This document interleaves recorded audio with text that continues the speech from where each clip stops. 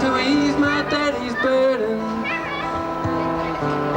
and he came to be my friend. So riding on his daddy's shoulder, behind the mill beneath the sun. Yes, and joy was just a thing he was raised on. Love was just a way to live and die. Gold was just a windy Kansas wheat field, and blue was just a Kansas summer sky. When I started looking for a person to represent the pioneers of early British settlement in New Zealand in the 1840s, I was lucky enough to come into contact with Judy Deans. Because I had lived in Christchurch, I knew that the Deans family was connected to early Christchurch history. I had asked Judy if there was anyone in her family who was in her late teens still going to school. My luck was in. It turns out that her sister's daughter, Pippa, was in her last year at Rangiora High School. I contacted her to find out if she was willing to participate in my video film. She and her family agreed, and the principal of Rangiora High School gave me free hands to film there. Through my video, I hope you will get an impression of what it is like to go to a country town school seen through the eyes of Pippa, whose mother is a fifth-generation descendant from John Deans. These are pictures of the portraits that you would have seen at Rickerton House of John and Jane Deans. He was one of the first to farm on the Canterbury Plains way back in the 1840s. The Canterbury Plains is the fertile flat farming area about the size of Jutland, where Christchurch is the centre. Today, Pippa lives on a farm which belonged to her mother's father. Well, I shifted from down in the cottage where I was born when I was about 7, so just over 10 years. Just over 10 years has been your home here. Yeah. It is about 6 kilometres from the town of Rangiora, which services the rich farming community about 30 kilometres northwest of Christchurch. The township has a population of 10,200. You can find out more about Rangiora on the internet. This is Alistair, Pippa's dad. Seen some of, no doubt, already, and I'm trying to call her Pet Lamb, which is right at the end of the paddock, but not having any luck so far. Yeah. We've farmed here for 25 years. The farm area was 520 hectares, about 520 acres, about 200 hectares. And last year we sold the majority of it and kept 19 hectares, 50 acres. And of course, with a much reduced number of stock, the Stock being? Stock as in sheep and cattle. Yeah, okay. So they're good Kiwi crackers there. Ordinary Kiwi crackers. Okay, yeah. that you put cheese on. Okay. This is Bob, Pippa's pet sheep. He's a male sheep, about 10 years old. He's very friendly and loves crackers. So a biscuit. I'm Janet, I'm Pippa's mother, and I seem to be dishing up dinner tonight here with the team. And it looks, what are we going to have? We're having lasagna, which really isn't a proper lasagna, it's kind of a Kiwi kind of a lasagna. Okay, so and with a special Ensaw's Dean's flavour to it or something? Absolutely, yes. Okay. As basic and quickly prepared as possible in this house. Okay. This homemade somewhere. This homemade dressing, and then we have a bought one. Cream. Janet and I share the domestic duties or something. Okay, well we've got that.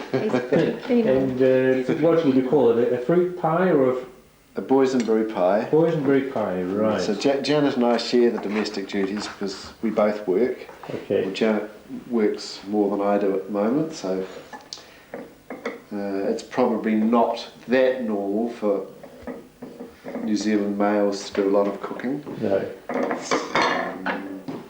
But I have learned to do that. Okay. Whoops. Willie's dropped it. This book was put out when our family had the 150th commemoration of the arrival of John and his brother William. And here we have some photos of all of us gathered at the reunion. And so this group here is our direct family descendants group. So from your grandfather there, is it? Or your father? My father is here. My grandfather was not alive then. This was in 1990. Okay. So this comes directly down the line from John Dean's. It was very good. There are 183. Yes, it was a great group coming from all over the world. Okay. And these photos were taken in front of Riccarton House. And so therefore Pippa would be sixth generation. Yes. Yes. Amazing. What are some of the things you have enjoyed doing in your spare time, especially holiday time?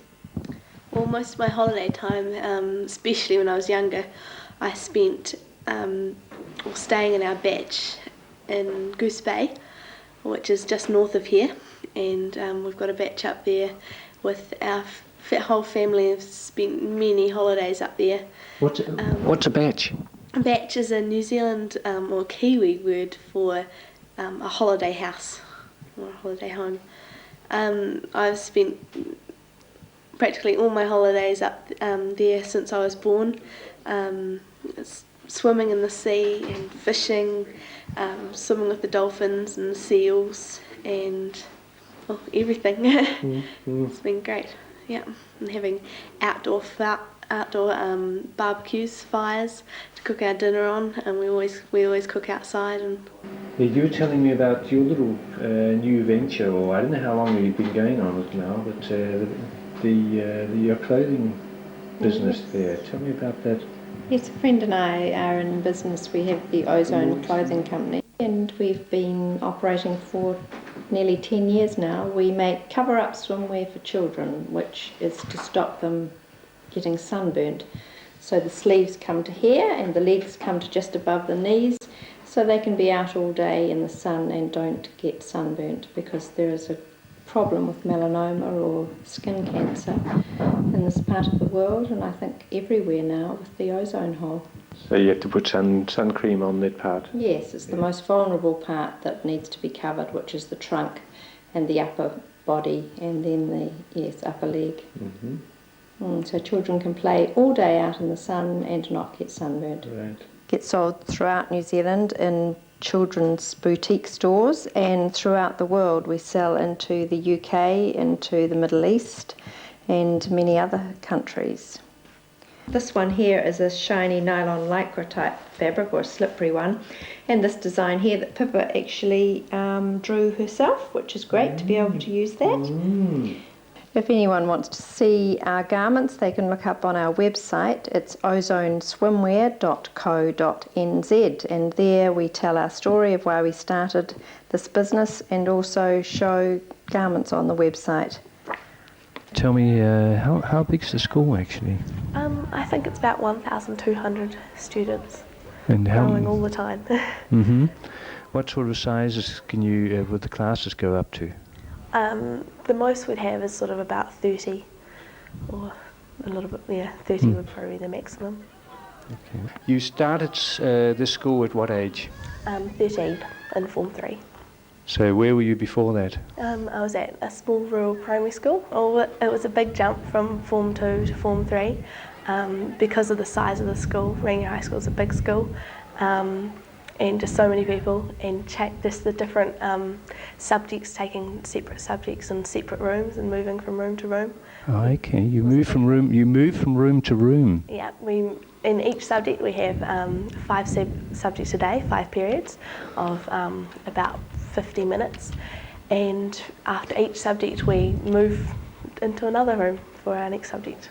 So, okay. Yes. We have different English classes and different maths classes, and they're in different sections of the school. Tell me, what's the actual subject called? Shawshank Redemption. And what, this is English, isn't it? Yeah, we sort of I don't know. It's hard to explain really. We're Doing a plot. yeah, it's basically just a plot outline for the movie, and yeah, just the things that. movie called Shawshank Yeah, Redemption. yeah. And so what you've been discussing the plot, and now you're sort of trying to work out. Yeah, we were given a sheet with some questions on it, and then we had to write a little paragraph type thing like that on those questions, and just sort of answer them and explain the plot while doing that. But these are the kind of things that you guys are looking for. What do you want to do? Just from the edge here. Okay? Now, let your eye travel along this line and you'll find out exactly where that window fits. Okay?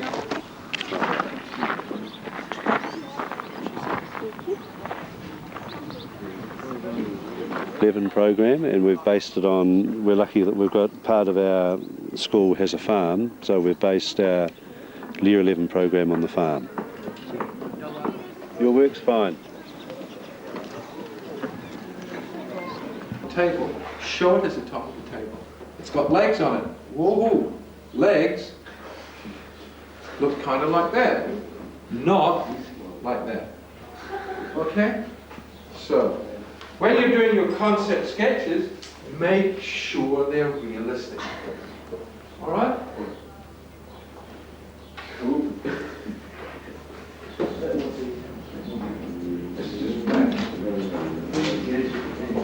Is it a subject that everyone takes?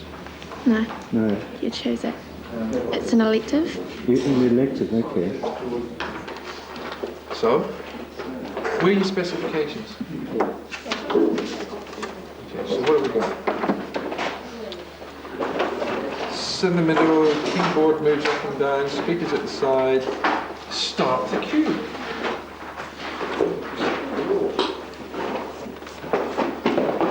So, start.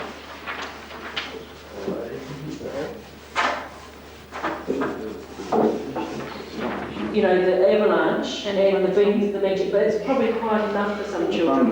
You know, and the thunderstorm. And if we get the broken beanstalk, it's like, oh. So let's get them escaping. Let's get them escaping. Yeah, let's go. No, we want the story to be nice. They go down. Well, he will. Finally, they reach the top of Mount Cock and look at the view, and Peter says, "What a lovely view." Jet decided to put the Norwegian flag on it. What?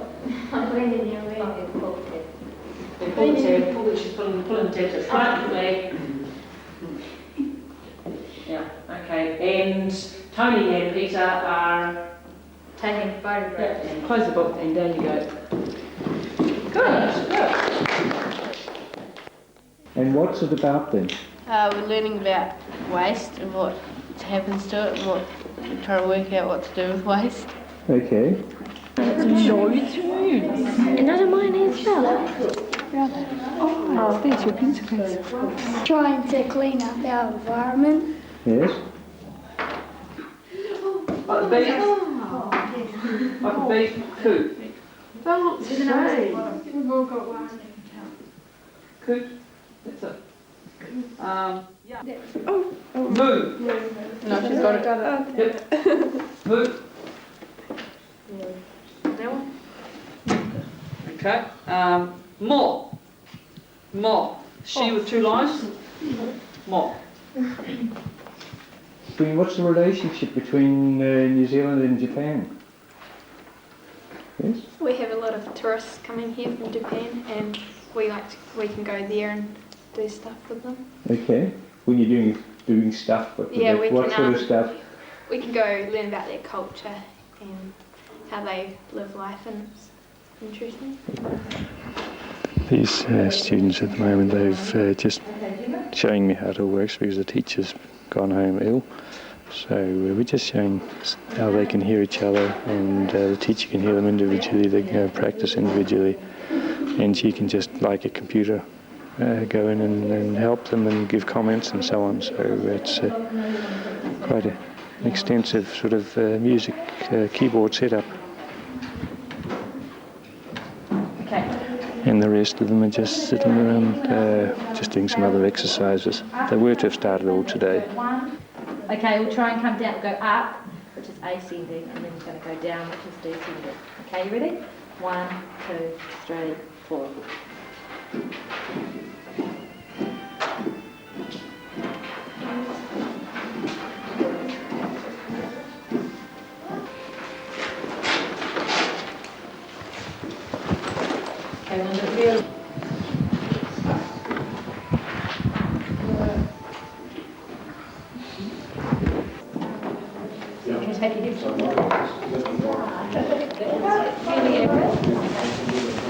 You're a relief teacher here today. Well, Christine was here this morning, but she's gone home. She's unwell, so they bring me in on occasions to sort of fill in the gaps. Yes. So David rang me this morning and sort of said, you know, how soon can you be here? But I was in my farming clothes, farming at the time, out on the tractor. So it was a matter of a quick shower and into my teaching attire and down here to school. Now we've got a problem here. If you look at the diagram from the other day, when we're talking about the focal point, we're talking about a number of rays being focused to a point, and those rays must be parallel. Okay, yep, so you've got a parallel, you can adjust this, get used to the system, see how, right? So make certain they're parallel to what you call a principal axis. Oh, you better principal, but you know. Yep, so, and yeah, you reckon they're parallel? Let's check it out. No, are they converging slightly? They are converging slightly, aren't they? Pull it back. Yeah, parallel. Probably the best you'll do with this system by the look of it. That's pretty good, isn't it? Yeah. Okay. Now, if you're working on a piece of paper, the rays do actually focus cross on the principal axis, which is the line that runs right through the central groove. Okay. So you're pretty much right there. So mark the pole there and mark that, and that's F, isn't it? Focal length. 2F is what? The radius of curvature. Cut up and make yourself a decent sized bit of band, and then just play around. And doing that is like drawing with materials. What you're doing is you're thinking about what's happening. It's real crazy. And this stuff, it's a bit like your maths when you're doing times tables. It's a bit like music when you practice scales. You've got to get good at using these materials before you can actually be good at doing anything else. Ricky and Cody, you're listening, aren't you? That's good. So in this little square in the middle, and I'm sorry it's a little bit small for you, I might actually rub that out and make a larger version. We're actually going to do a step-by-step little drawing, and you're going to copy everything I do. Now, while I'm doing this, I'm watching to see how good you are at following instructions. This is important to see now, right? So I'm going to quickly rub this out, and we'll pretend that this is that centre square, right? So this is the centre square. That middle square you've left empty, and I'm going to get you to draw something in it, but you're going to do what I'm doing. That's all you're doing now, okay? Just a little light line. Okay, next line you're going to do. Remember, these lines here are parallel and the same length as each other. Ready for that? Yeah. But this is just trying to get you to look at the band. And so you do that. Remember, you're just doing this lightly, not pressing too hard.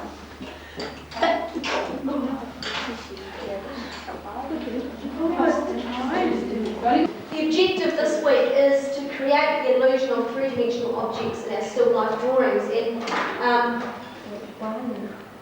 so the idea was that in the 20th century, the artists realised that to do a painting, we're actually working on a two-dimensional surface. So how can we create the illusion of a three-dimensional object on a two-dimensional surface? And so through, I've made these points here, through strong tonal gradation, that's rich darks, rich whites, and through variation of line, we have a good look at, that's my example that I did in the weekend, and just through using a variety of dry media. So that's your B pencils, a variety of B pencils from your 6B through to your 2B, and that pencil we discussed last period for the rich blacks. That's to obtain these sort of rich, pure blacks. And the idea is that if I put that drawing on the floor, the markers will mark market and bursary, it would stand out, it would really jump out at them and they'd say, oh, let's stop and look at this twice. Stand on your desks and draw rather than sitting down, and obviously to do something, ideally, an object that is actually sitting on a flat surface. So, based on that, decide, I've got A3 paper.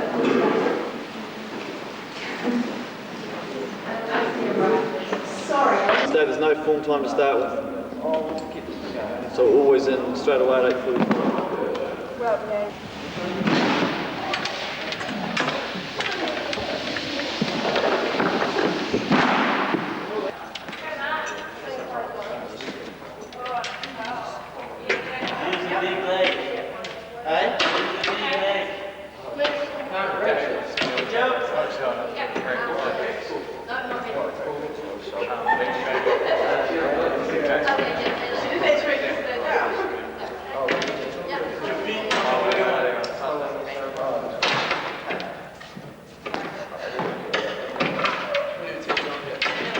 We were just trying to find out, tell me a bit about what it's like up there. Do you get scared when you get up there, or? No. It's not too bad up there. No. It's because it's not that high compared to this other place. How high do you get up? I mean, have you been out to try it out in some real rock faces at all? No. We're going in a few weeks. Yeah. We went yesterday, we're at this YMCA, which is pretty high. It's like twice as high as this. Okay. So, it's quite good. Does it get scary up there? Oh, no, it's not too bad. I'm quite a man, so... So you're quite a man. Okay. What about the girls? How are they finding this? We have a talk and find out how they... Yeah, a bit scared, I think. Yeah, they get a bit scared about it. Tell me, what else do you do in the program here? I mean, apart from rock climbing? We're going mountain biking. Yeah? And squash. Yeah, squash, badminton and all that, yeah. Tell me sort of, what sort of things you sort of focus on when you're sort of evaluating them. With this, we actually focus on them actually being able to complete the climbs. Yes. But also other things we look at over the year is their personal and social development. So how they sort of respond to each other, communication, listening type skills, working as a part of a team, cooperation, all those type of things. And then we do a lot of theory type work, so anatomy, physiology, biomechanics, motor learning. We look at some social issues in sport, and for a lot of those things it's written tests, assignments, homework assignments, those type of things. And then at the end of the year, as one of the kids mentioned, we do some mountain biking, and again we look at their sort of personal and social development over that time. You can all wave and say hello to Denmark if you like. Oh, my friend's Denmark. Okay. Can I say hi, Leah? Yeah, come on. What's her name? Hi, Leah. Leah, where is she? She's Aarhus. Okay, I live close to there. Yeah? What school is she going to? I'm not sure which school it is, but she's staying with her friend over there for a year. Okay. So, yeah. Yeah. The kayaking is part of what sort of program you got? It's a bursary course, so it's PE. What we're doing over here is we've got Amelia, and she's learning how to do the Eskimo roll. Okay. And so the teacher's just going to support her to take her through the moves. The idea is to get your head to come up last, and that will bring a natural hip rotation through, which will enable you to pop up relatively easily. Down and round, and see how your head watches the pedal as it goes round. Okay. So we're going to be going up to Murchison on the Buller River next week, and we're going to be assessed on grade 2 rivers. And yeah, we're going to be assessed on how well we do the Eskimo roll, how well we kayak, and yeah, that's the practical part of the course. Yeah, what other aspects? I mean, it's not just kayaking. What else are you doing? Okay, we have 3 modules in the year. The first module is the kayaking. The second module is lifestyles, and we have to design a program, implement it, and then evaluate ourselves on it, an exercise program. The third module is golf, where it's practical, so we have to learn the skills, and it's assessed on how well we develop the skills and learn them. So, yeah, it's a very practical-based course. On Wednesday afternoons, all senior classes from all the secondary schools in the region, including Christchurch, have one period of sport. Those who play in the first or second school team in a particular sport play matches against the other schools. The rest play a sport here at the school. Monkey's not going to hit it. Ball 1. No, that was in the strike zone. Strike. Go, Alice. Yeah! Hold on. Safe 1, safe 2, batter up. Alright, spread out. Down here.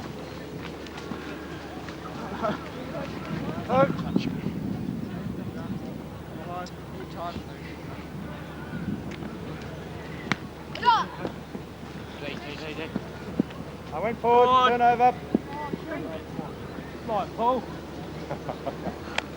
Might have been when it started, when it caught the wind it was. Yep, Doesn't suit you.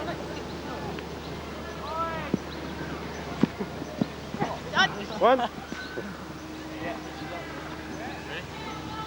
You're only allowed six touches and what then? Two. Dummy half score. Wasn't press dummy half? Yeah, it's good. Yeah, but you can't catch the dummy half. Go. That ball. Run for the line. Yeah. Oh, you feel this.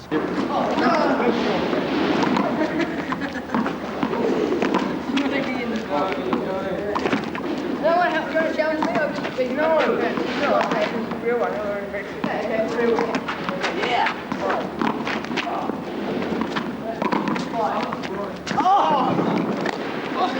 Really, really good, but just starting to drop because I've added some pressure. I've made some pressure. So make sure, come on, hands out. Yep, call it, go. Yes. Good pass. Yep. That's the way, that's good. Yep, out in front, hands up, target. Good. Yep, good. Go to a different line now. Somebody swap your line, swap the lines where you are. Swap line, go to a different line. Go to a different line. Oh, good, watch where you're passing. Go, and again. Yep. Yeah, horse. Stop. Canoe polo is a game they have world championships every 2 years. Get going. Put your thing up. Yeah, Ryan. Here, goalie. Yeah, that's all right. 3-0. 3-1.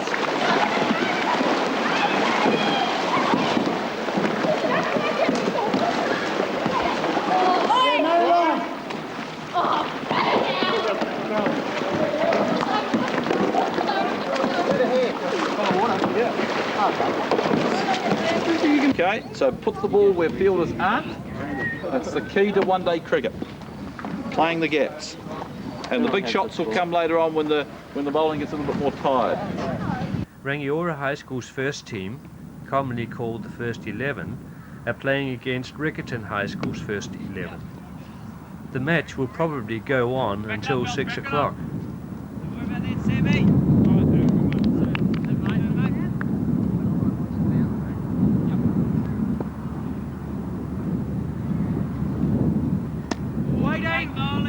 Tell me, why do you have to have pads? Because if the ball hits you, it's going to hurt them, so they offer a bit of protection for yourself. Because the ball's actually pretty hard, is it? Yeah, it's it is rather hard. Yeah, right. So it comes at a bit of speed, so if you sort of don't have any protective gear on, you're going to end up with some bruises or broken limbs. Okay. It's nice to have you visiting us here in New Zealand. Thank you. This is my Year 9 agriculture class. We are doing a pasture trial with a number of different mixes of ryegrasses, clovers, chicory, with 3 different levels of fertilization: no fertilizer, 100 kilos per hectare and 250 kilos per hectare. And there are 3 students in charge of each of the 10 small plots, and we're basically going to be irrigating, monitoring growth, etc. And once the crop is up, we will graze it with our sheep, which you can see some of them in the background there. Yeah. High school is very fortunate to have a farm attached to the school, and we run about 100 head of sheep and about 10 head of cattle, and we lease a bit of land out to a neighbouring dairy farmer, which all that land out the back there is school property. We've got a fully functional wool shed to our right here, and you can see the sheep yards, the wool shed. It's a 3-stand wool shed. Our students learn initially how to crutch and belly sheep. It's to take the belly wool off and the crutch wool off the sheep. And when they're senior years, we actually teach them how to shear. Okay. Go for it. Yes, you're putting one of these, what do you call them? Hand piece for shearing. Okay. At first put the comb on, Yeah. so it goes through the wool easier. Okay. Just tighten it up to hold it in place, Yeah. not too tight. Then getting the cutter and sticking that on underneath the chicken feet, otherwise called as yoke. They've got all sorts of names. Then tighten up the tension to hold that in place, and just check out the throw, because the wool comes in between the parts and the cutter goes across and cuts it. So just go check the throw so it goes over nicely. And that's fine, but I've got too short a distance between that and the comb. So unscrew that a bit. Move it up. And then tighten it. And check it again. And hand piece all set up. And just go do the tension right. Like you hold it like that and you drop it. Yeah, so I'm done. Are you one of the few girls, or There's only 3 girls in this class. Okay. So, Is that normal? Yeah, pretty normal. Shearer will come into a shed with his gear like this, wearing what I've got on, which is a woolen singlet and jeans. And most important are the footwear, which we call moccasins. It's made out of felt because the floor gets very slippery with the sheep's grease, and anything else you'd slide over. So this is most important. You can get a grip with your feet. The shearer has his own gear. He'll take out a handpiece, and then he gets out his comb, and he usually has a whole lot of cutters, 50 or 60 of these that he's going to use. He may use about 30 of them through the day. So he's responsible for his own gear. He sets it up. Wow, that's like a sheep.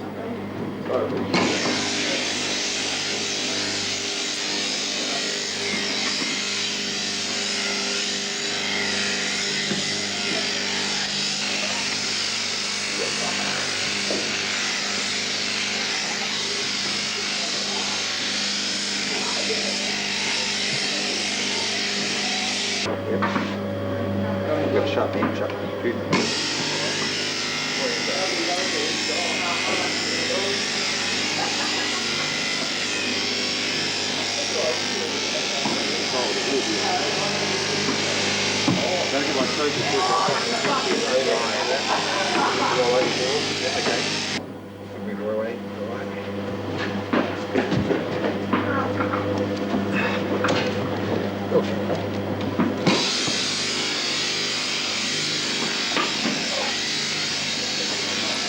Oh no, it's only about the second time I tried it, so once you get a bit better at it, you do the whole sheep, but it's not as easy as it looks. Yeah, trying to hold the sheep down at the same time. Now, I saw walking around the school that that you're all wearing uniforms. Can you tell me something about uniforms and why you have uniforms? Well, not all of us wear uniforms, but from the 3rd form up to the 6th form we do. As a 7th former, we don't wear uniforms, but uniforms are a compulsory thing. Which means? We have to wear them. You have to wear them, okay. Have to wear uniforms. Yes. And they're quite good, really, because you don't have to worry about what you're putting on in the morning. Okay. And no one worries about what you're wearing to school. You just you just put on the same thing. Because uniforms are quite expensive, the Parent-Teacher Association run a second-hand uniform stall. And when it's sold, the money is sent to you. Okay? You don't think that, gradually, if they were allowed to wear whatever they liked right from all the time, don't you think that they just sort of eventually find a level? Yeah, possibly, but here we've been so used to uniforms all our lives. This is how it runs. As soon as you've only got to see what Mufti Day is like. They have one day that they raise money for the school. You pay $1 to come in mufti. Every child pays $1 to come in mufti. And mufti means your ordinary everyday clothes. And you have to wear what is fashionable. You don't come in a pair of tatty jeans or anything like that. You wear what is the kids' fashion. And that's how they come to school. But what if the fashion was actually that they did have, the tatty jeans were the fashion? Oh, well, then you would wear them, of course, yes. How often do they actually have to change uniforms? I mean, they're growing people, so I mean, you're almost going to have to change them once a year, or what? No, most times they buy them with enough room to spare. It will last them 3 years usually. What they buy here will last 3 years. When they first come here, they last for 3 years. Most times. Oh, okay. I think it'll last me all 3 years at the school. Yeah. You pull it up, it might last a bit longer if you put it up round here. Yeah, that's very. What's the point of pulling I like it better than some years. down again? I like it better than other years. Come on. Do you really think the girls think it looks cool with your knickers down there? Yeah. Oh, I think I like it. I like it good. What sort of things do they use the money for then? Oh, you'd have to ask Sharon that one. Okay. I'm lost on that one. Sorry, can't help you. Sharon, what do you use the money for the PTA for? To enhance the school for the children, like we put sailcloth up for sun protection, we do seating, we only spend money so it gives us something to all the kids in the school. We don't do any specific things like for music or anything like that. It's the whole community of the school, that's who gets the money back. Well, there's still a problem because you've got sort of very special rules about what you have to do with, the uniforms, how you have to wear them. Yeah, well, at the school we have white shirts and a jersey, and for the guys, for the males, we have pants or shorts with socks. We have to have our socks pulled up, just below the knee socks, and the girls have culottes or kilts. So we have to have our shirts tucked in, and we're not allowed to wear jewellery. We have to have our socks pulled up, and we just generally have to look quite tidy. So what happens if you don't? We get told off, or in an extreme case we have to get a detention or something like that. Now tell me about what is a detention? We don't know what that is in Denmark. Detention, it's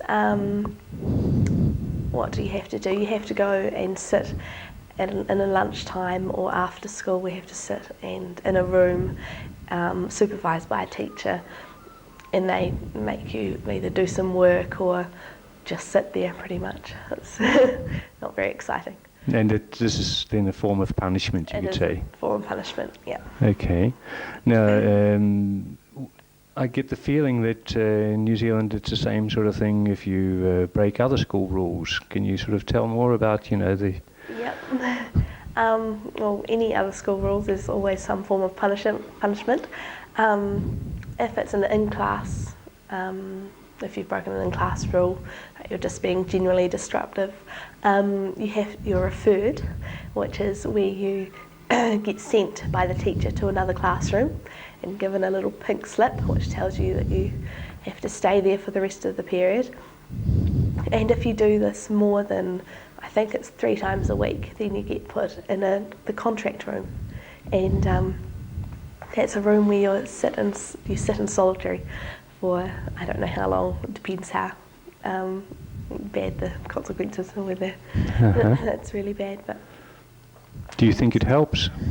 Oh, for some people I guess it does, but I don't know. There are lots of people out there who just who just carry on and just keep doing it. Okay. I'm Felicity Morris and I live in Fernside. We've known each other for a really long time because we went to the same primary school. And we sort of grew up next door to each other, sort of. We had farms at the same place. I've got one brother, Stuart, he's just starting to go to the Christchurch School of Business this year. Okay. And he's wanting to own his own sports shop sometime in the future. Well, apart from sports and things, we go to parties and we go and watch movies, go to the film. Go shopping, yeah. When you say go to parties, what, like in Denmark, they usually access alcohol without any problem at all. In fact, they're allowed to from the age of 18. What's the story in terms of going to parties here and Same drinking? Here. Same here. We're not allowed to purchase alcohol until we're 18. But it doesn't normally stop people getting other people to get it for them. Older brothers or sisters or whatever. Mm-hmm. But the legal age is 18. Yeah. And is there a lot of drinking? Quite a bit, yeah. Yeah, definitely. Yes. Yeah, it's not uncommon at all. Yeah. And what are the parties like? Do they get rough? Or are they enjoyable? And what do you do in your parties? Most of the time there's usually music and stuff and you're dancing. Just talking with people and seeing what they're up to and just generally having a good time.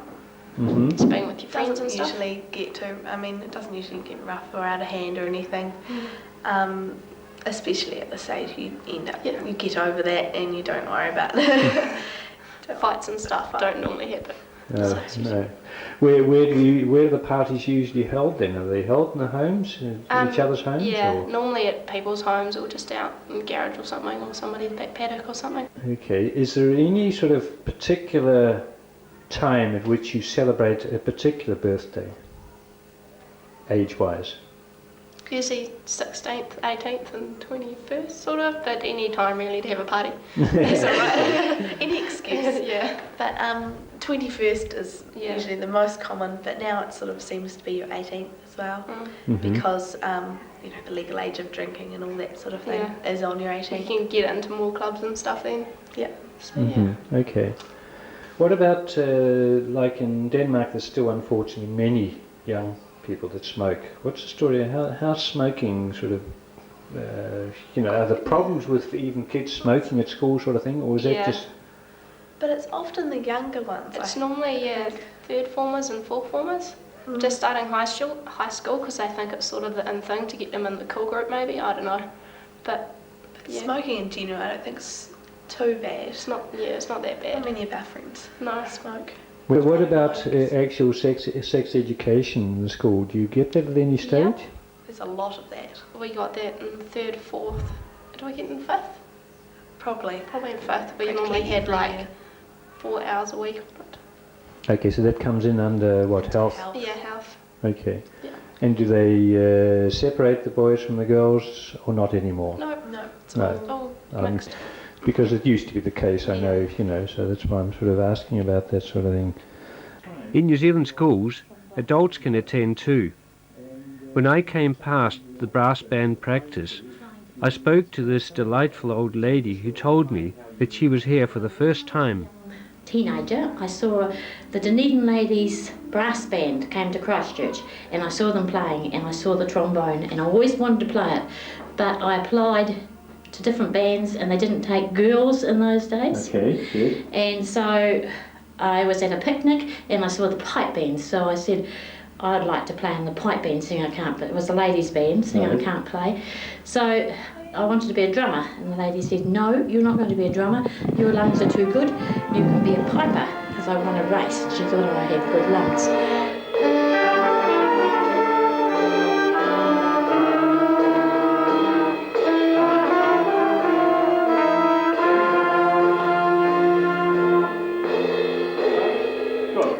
How do you think it went? Very good. I was very pleased. Yes. It wasn't very good to start, but I got going once I got going. And I enjoyed it. Thoroughly enjoyed it. Great. And I think I will enjoy it. Oh, terrific. Yes. Oh, so that's a good start. It is. He's a very good conductor because he's very good with everybody. Patient and understanding. He's got patience, like old Nick. An adult student, and I decided to go back sort of in my old age to sort of improve my art, as well as I've never been taught before, and I thought going back to college and as an adult student, which you're allowed to here, at fifth form level, and I'm finding it very intriguing and very demanding really at my old age. Yeah, so no, but it is quite good that you're allowed to here. I don't know about other countries, but to go into college as an adult student and treated the same as a normal young student. And how do the kids sort of, how do you find being together with these young kids? Well, they seem to accept me. I think they probably ignore me a bit, but they seem to accept it and get on all right. No trouble.